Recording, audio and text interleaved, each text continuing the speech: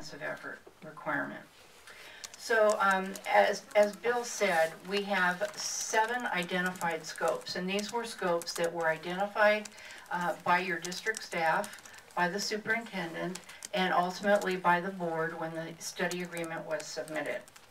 The first one has to do with looking at your special education administrative structure and looking at it in a comparative sense, not with multi-district SELPAs, not with districts in the Contra Costa SELPA region or county, but rather looking at single district SELPAs of comparable size. So when we get these kinds of questions, we have asked the district to help us identify the districts that they are comfortable with that sort of meet that standard of comparable size. And in this case, it was Clovis, Moreno Valley, Stockton, and Poway Unified. Now, while the basic requirements for single districts are all the same, it is not uncommon, for example, for a SELPA director or the assistant superintendent of special education to also assume other district duties. For example, sometimes they are the SELPA director, the district director of special education, the director of health services, director of categorical programs, in your case, director of pupil services. So yes, they do wear multiple hats. The SELPA position itself in a single district SELPA is about 1/3 of the position. The other responsibilities are program and any other duties as assigned. So in looking at that, FCMAT found that Mount Diablo does have more upper level management positions than other districts.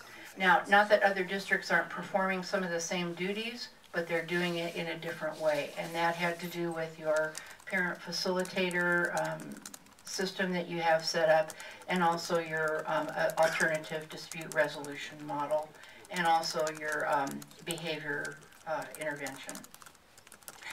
The second, the savings that we estimated were $363,000. In scope 2, we were asked to look at the internal operations of the administrative position in special education. And and the thing that we looked at for the most part had to do with the decision-making process in special education.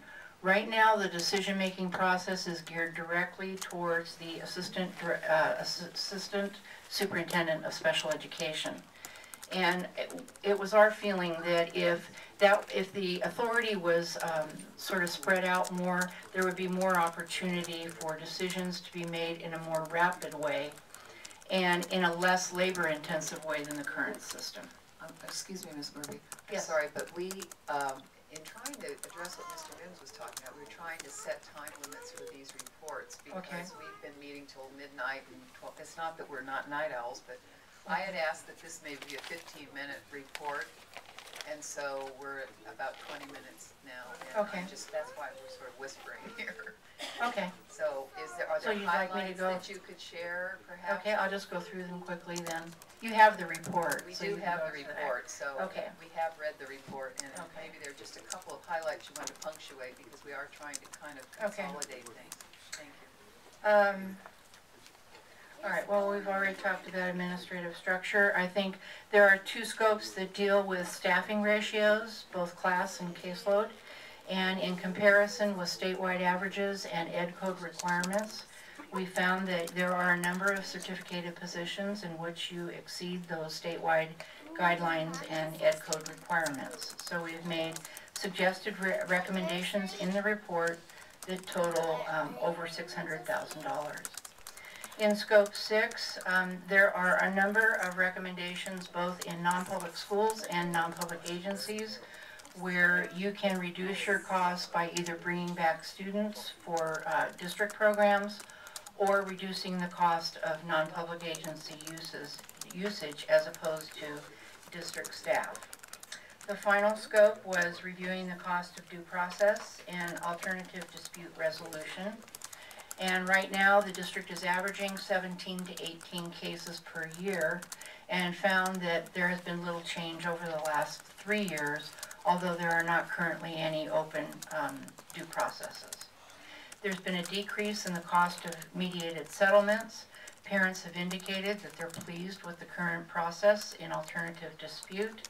The cost of legal representation and mediations and parent attorney fees has decreased. And the district does not track complaints and due process filings or ATR to determine what the problem areas are so that you can go back and learn. So there are some recommendations in the report that you take some time and do that. Thank you. Thank you. Still on this item, I don't know if there were questions from the board on this particular item. We did have the next item. Thank you, Mr. Gillespie and Ms. Murphy, for taking the time to travel here. Ms. Hanson, if we have questions on the report, who do we contact? If you have questions on this report? Yes, I think you're closing discussion on this item at No, I this time. just asked, do you have some questions or discussion? I was only trying to do the 15-minute presentation. If there are some questions for these two, that's what I'm asking. Bill? If not, then we go on to the might next have item, some which are questions regarding, well, public access. We may have, I'm sorry, we may have a board member with a question? Yes. I'm not sure. This is Mayo? You may not be on the board that may have questions. I'm asking if board members have questions, so if you do, and it's So for these two. I did have some questions about the recommendation to establish the ADR position as a director from its current position, and how that firewall of neutrality is maintained when you do that, because it looks like the director reports differently on the diagram that's provided. I had understood that there was supposed to be some neutrality.